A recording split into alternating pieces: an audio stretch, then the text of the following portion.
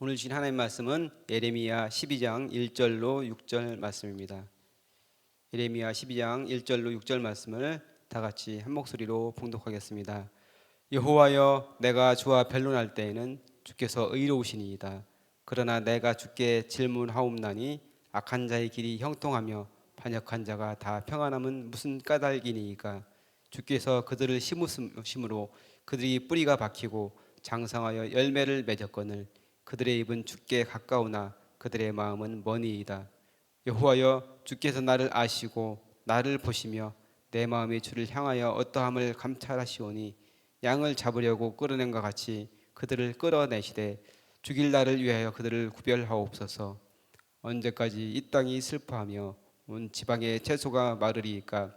짐승과 새들도 멸절하게 되었사오니 이는 이 땅 주민이 악하여 스스로 말하기를 그가 우리의 나중 일을 보지 못하리라 함이니이다.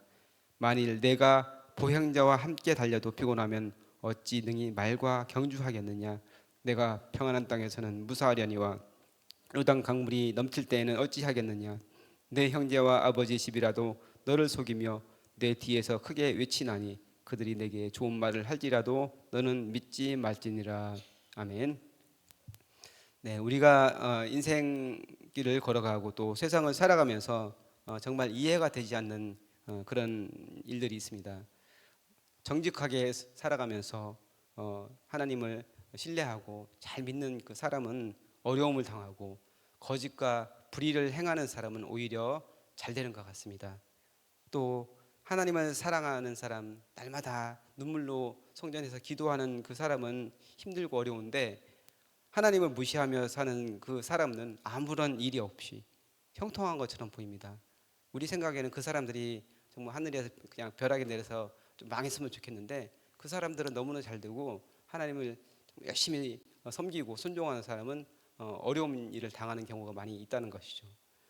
그래서 우리는 그럴 때마다 하나님께 하나님 도대체 왜 그렇습니까? 이렇게 이제 질문을 하고 싶어져요. 그렇잖아요. 근데 그런 우리야 그러면 막 같은 마음으로 하나님께 질문한 사람이 바로 예레미야입니다. 오늘 성경 본문은 바로 이제 그 이야기를 다루고 있습니다. 오늘 12장 1절부터 6절까지를 본문으로 잡았는데 그 앞에 이제 11장 18절로 23절까지가 그 배경이 나옵니다. 예레미야의 고향이 아나돗이라는 그런 곳입니다. 근데 아나돗은 어떤 곳이냐면은 제사장 대대로 제사장들이 그곳에서 기거하면서 살았던 그 곳입니다. 그래서 거기 있는 사람들은 다 제사장들이고 연관된 그런 사람들입니다. 근데 그 사람들이 에레미야를 죽이려고 하고 있는 거예요. 왜 죽이려고 하느냐? 에레미야가 그들에게 예언의 말씀, 너희가 죄를 범했고 하나님께서 너희에게 맡겨주신 사명을 제대로 감당하지 않고 우상을 숭배하고 오히려 사람들에게 악한 길로 인도했기 때문에 너희가 망할 것이다 이런 예언을 하니까 그 소리가 듣기 싫은 거야. 그래가지고 자신에 대한 그런 위협과 또 반역으로 여겨서 예레미야를 죽이려고 했다는 거예요. 근데 이 사람들은 아나돗 사람들은 하나님을 신실하게 섬기고 제사장으로서 역할을 감당해야 될 사람들인데 이 당시가 어떤 때냐면 요시야 왕이 종교 개혁을 했을 그때인데 요시야 왕은 각 지방에 있는 산당들이 문제가 많았어요. 거기서 하나님을 잘 섬기는 게 아니고 오히려 우상을 섬기는 그런 본거지가 되었기 때문에 산당들을 없애려고 했는데 그 아나돗 사람들이 이제 산당을 중심으로써 자기들 기득권을 형성하고 나쁜 일을 많이 했다는 거예요. 우상을 섬기는데 앞장서고 사람들에게 나쁜 길로 인도했던 사람들이 바로 아나돗 사람들이라는 얘기죠. 그렇기 때문에 에레미야는 당연하게 하나님의 말씀을 전해서 그들에게 심판을 선언을 할 수밖에 없었는데 그들은 그게 듣기가 싫었던 거예요. 그래서 에레미야가 아나돗에 자기 고향에 가려고 하는데 암살 음모를 꾸밉니다. 그래서 에레미야를 죽이려고 하는데 이 사실을 아무도 알려주지 않아요. 친구도 친척 자기 가족까지도 에레미야가 죽임을 당하게 되는 그 사실을 알려주지 않습니다. 하나님께서 에레미야에게 보여주시는 거예요. 환상을 보여주셔가지고 어떤 걸 보여주시냐면은 도살당할 양이 질질 끌려가면서 이제 죽임당하는 그런 모습을 보여주는 거예요. 그게 자신의 모습인 걸 알고서 깨닫게 된 것이죠. 그래서 하나님께 하나님 어찌 이럴 수 있습니까? 저 사람들은 정말 악한 사람이냐 하니까 하나님께서 그들을 내가 심판하겠다. 네, 그들에게 준비된 날이 있고 그들은 망하게 될 것이다. 이렇게 이제 11장에서 이야기를 하는데 이제 12장 들어서면서 하나님께 예레미야가 질문을 하는 거야. 하나님, 제가 처음에 얘기했던 것처럼 도대체 왜 그렇습니까? 하나님 뜻대로 살고 하나님 말씀대로 순종하며 하나님 뜻을 이루는 사람은 이렇게 힘들고 어려운데 왜 그들은 잘 되고 그들은 이렇게 승승장구합니까? 이렇게 이제 질문을 하는 것이죠. 그러면서 그 사람들에 대해서 어떤 사람들인지 이야기를 하는데 하나님이 심으신 자다 이렇게 이야기합니다. 그러니까 지금 우리로 말하면 교회 안에서 있으면서 악한 일을 하고 사람들을 괴롭히고 뒤에서 음모 꾸미고 이런 사람들 이야기를 하는 거예요. 이 사람들은 입은 주님께 가까운 거가 겉으로는 말을 정말 잘하고 신앙적인 그런 말을 하는데 그 마음은 하나님께 멀고 자기 이익을 위해서 나쁜 일을 꾸미는 이런 사람들이라는 얘기죠. 그래서 에레미야는 자기가 그 본 모습, 양이 도살당하기 위해서 끌려가는 그 모습처럼 그 사람들이 그렇게 됩니다. 그 사람들을 위해서 그런 날을 예비해 주십시오. 이렇게 이야기를 하고 있는 거예요. 그러면서 이 사람들 때문에 단지 사람들에게만 문제가 있는 것이 아니고 그로 인해서 자연 만물에까지 어려운 일이 그 상황이 벌어지고 있다. 그래서 짐승도 다 사라지고 그 모든 새들도 다 멸절하게 되었다. 이렇게 이야기를 하고 있습니다. 그러니까 우리가 이제 로마서 8장에서 같이 암송하면서 온 피조물이 탄식하면서 하나님의 아들들이 나타나는 걸 기다린다. 그런 걸 우리가 암송했잖아요. 그러니까 이 세상이 사람의 타락으로 인해서 세상이 점점 망가져 가고 있는 거예요. 그래서 자연재해 요즘에 많은 뭐 지진이 있고 뭐 여러 가지 상황들이 있는데 이런 것들이 사람이 초래한 부분들이 많이 있다는 것이죠. 그래서 예레미야는 그것을 한탄하고 있는 거예요. 지금 이런 악한 사람들 때문에 자연 세계까지도 지금 망하게 되었다. 근데 그 사람들이 어떻게 행동하느냐? 하나님이 없는 것처럼 행동을 하고 있다. 자기가 하는 일에 대해서 아무런 일 없이 하나님이 두려워하지 않고 그냥 그렇게 행동하고 있다. 이렇게 이야기를 합니다. 근데 그 사람들이 어떤 사람들이야? 심지어 제사장이다. 이렇게 이야기를 하고 있는 거예요. 그래서 하나님께 질문하는 거예요. 도대체 하나님이 왜 그렇습니까? 이렇게 이야기를 하면서 그러니까 이렇게 따져붙는 거는 어떻게 보면 하나님께 대해서 어떻게 이렇게 할 수 있냐 생각할 수 있겠지만 1절 말씀에 주여 내가 변론을 할 때는 주께서 의로우시이다 이렇게 이야기를 하고 있는데 하나님을 신뢰하면서 그러니까 변론할 때 주께서 의로우시다 이거는 세번역에서는 그렇게 표현합니다.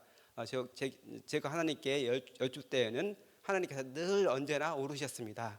하나님의 판단이 맞습니다. 그렇기 때문에 제가 하나님께 감히 여쭙습니다. 이렇게 이야기를 하는 거예요. 그래서 하나님을 신뢰하면서 묻는 거죠. 그러니까 믿음이 없어서 그런 게 아니고 하나님을 신뢰했기 때문에 그렇게 묻는 건데 이제 이렇게 물으니까 하나님께서 뭐라고 대답을 하시느냐? 우리 기대로는 그래 힘들고 어렵지 세상이 그렇지만 내가 너를 붙잡아주고 이래야겠다 이렇게 하는 게 아니고 전혀 엉뚱한 이야기를 합니다. 그 경주 이야기를 합니다. 보행자와 달려도 피곤하면은 말과는 어찌 하겠느냐. 이게 무슨 소리냐면은 사람들끼리 막 경주를 해서 막 열심히 달리는데 그 달리는 사람이 너무 힘들어요. 근데 이제 그 다음에 누구하고 경주를 해야 되냐? 말하고 경주를 해야 되는 거예요. 그 말도 안 되잖아요. 근데 그렇게 사람하고도 힘들어하는데 어떻게 말하고 경주를 하겠느냐? 근데 두 번째는 땅에서는 안전한데 그 요단강 물이 넘치면 어찌 하겠느냐? 이거는 이제 옆에 우리 옆나라 일본을 이야기하면 이해할 수 있습니다. 일본에는 크고 작은 지진들이 많이 있잖아요. 그래서 뭐 이런 지진 때문에 뭐 힘들어하고 고통스러워하는데 지진이 아니라 그 동일본 대지진 때 이제 쓰나미가 밀려왔잖아요. 쓰나미 때문에 아주 수만 명의 사람들이 죽은 걸 우리가 봤잖아요. 그러니까 이 작은 지진에도 이렇게 힘들어하면은 쓰나미가 몰려면 어쩌려고 그러냐 이렇게 이야기를 하는 거예요. 그러니까 이게 무슨 이야기냐면은 앞으로 벌어질 일들은 네가 당하는 일에 비하면 아무것도 아니다. 마음을 담대히 하고 내가 너를 위해서 계획하고 예비한 것을 신뢰하면서 믿으라 이렇게 말씀을 하시는 거예요.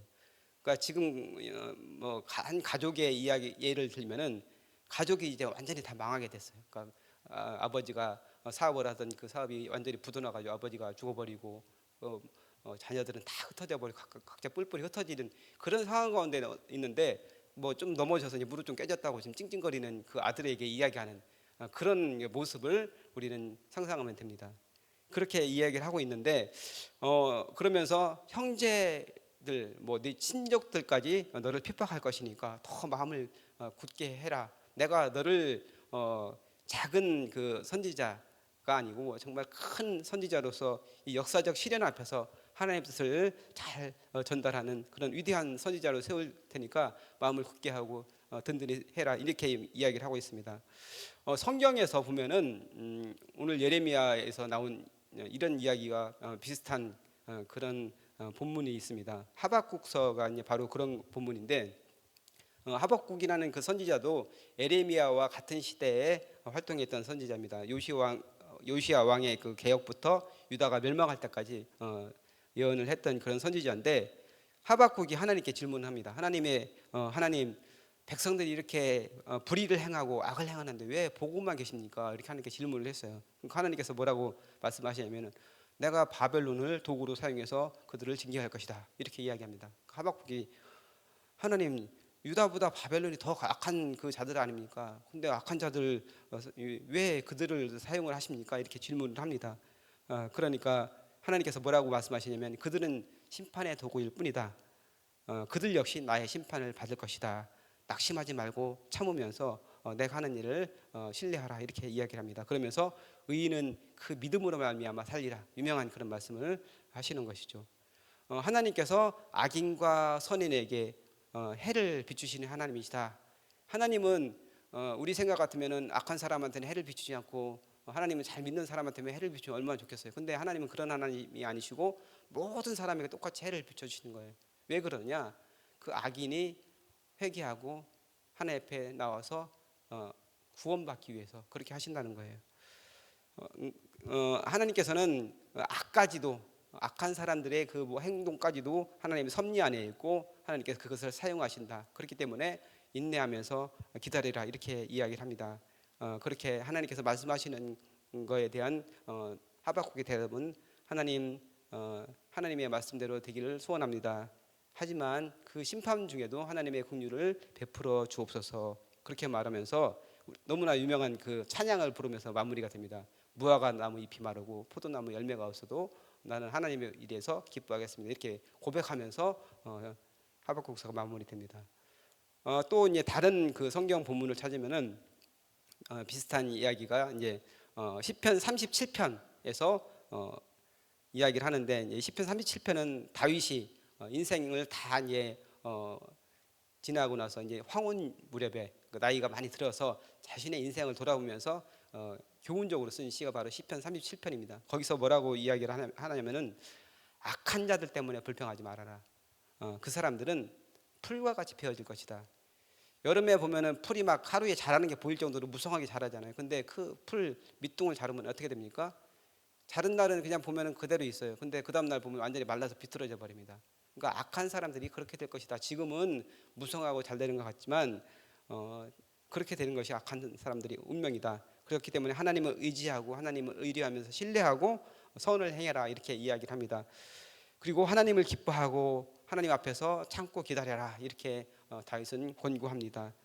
마지막으로 어떻게 이야기하냐면은 온유한 자는 땅을 기업으로 차지할 것이다. 그러면서 내가 지금까지 쭉 인생을 살펴봤는데 의인이 어려서부터 의인이 버림을 당하거나 자녀가 걸식하는 것을 내가 본 적이 없다, 이렇게 이야기하면서 끝납니다. 그래서 위대한 그 신앙 믿음을 가진 그 사람들의 고백을 우리가 같이 살펴봤는데, 정리하면은 악한 사람들을 하나님께서 왜 내버려 두시고 그들을 바로 심판하지 않습니까? 그것은 하나님께서 모든 사람의 해를 비추는 것처럼 그들에게 은혜를 베푸셔서 그들이 회개하고 돌아오길 소원하신다는 거예요. 또한 그 악까지도 하나님께서 사용하시는 그 하나님이시다. 그래서 하나님의 섭리와 통치 안에서 그 모든 것이 이루어진다는 것이죠. 그리고 악한 사람들은 결국에는 망하게 될 것이고 그 사람들을 위한 그런 심판의 날이 있을 것이다. 그렇기 때문에 당장 그것 때문에 일희일비하지 말고 참고 기다리면서 하나님의 뜻을 바라보아라, 이렇게 이야기를 하고 있는 겁니다. 그래서 믿음을 가지고 인내하면서 하나님의 뜻을 바라보면서 순종하면서 나아갈 때 하나님께서는 당신의 자녀들을 그 상황 가운데서 연단하시는 거예요. 연단하셔서 욥이 고백하는 것처럼 내가 연단 받은 위에는 순금같이 나오겠습니다, 이렇게 고백한 것처럼 우리 믿음의 사람들을 그렇게 하나님께서 만드실 것이다 이야기하고 있습니다. 그래서 우리가 인생길을 걸으면서 나보다 저 사람들이 더 잘 되는데 저 사람은 악한 사람인데 이렇게 그것 때문에 절망하거나 막 불평하는 것이 아니라 하나님의 뜻을 바라보는 거예요. 하나님께서 그 사람들까지도 하나님의 섭리 가운데 있고 하나님께서는 결국은 하나님 뜻대로 모든 것을 이루어 가신다. 그러면서 그 가운데 나를 하나님의 사람으로 세워 가신다는 사실을 신뢰하는 저와 여러분 되시기를 주님의 이름으로 축복합니다. 기도하겠습니다. 온 세상을 주관하시고 통치하시는 아버지 하나님, 세상에서 악인들이 잘 되고 의인들이 고통받는 모습을 보며 때로는 낙심하고 불평했던 저의 연약함을 용서하여 주옵소서. 작은 시련 앞에서 좌절하지 않게 하시고 말과 함께 달릴 수 있는 강한 믿음의 사람으로 우리를 연단시켜 주옵소서. 세상의 부귀영화와 악인의 형통을 부러워하지 말고 오직 하나님을 신뢰하며 정금 같은 믿음으로 끝까지 인내하며 승리하게 하여 주옵소서. 예수님의 이름으로 기도하옵나이다. 아멘. 이 시간 다음과 같은 기도 제목으로 기도드리겠습니다. 지금 들은 말씀이 내 삶으로 이어지게 하옵소서. 교회의 리더십이 바뀌는 모든 과정을 축복하시고 우리 교회가 합력하여 선을 이루는 역사를 경험하게 하옵소서. 교육부서와 청년부의 여름사역 1분 단기 선교를 축복하셔서 하나님을 경험하고 배우는 시간 되게 하여 주옵소서. 전쟁과 분쟁과 생태계 파괴로 아파하는 지구촌을 긍휼히 여기셔서 평화가 임하게 하여 주옵소서. 육체의 질병과 마음의 질병으로 고통받는 지체들에게 치유와 회복의 은혜를 주옵소서. 대통령과 정치 지도자들이 국정을 지혜롭게 운영하게 하시고 경제가 회복되게 하시며 이 땅에 하나님의 정의와 평화가 강물같이 흐르게 하여 주옵소서. 공동 기도문의 기도 제목과 여러분 가지고 나오신 각자 기도 제목을 따라 기도하시다가 자유롭게 돌아가시기 바랍니다. 기도하겠습니다.